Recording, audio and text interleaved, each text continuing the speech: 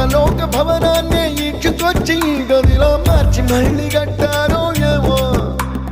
మాయజాలము తెలుసు మంత్రగారడి తెలుసు రెంటి కన్న ఇది ఇంకోటేమో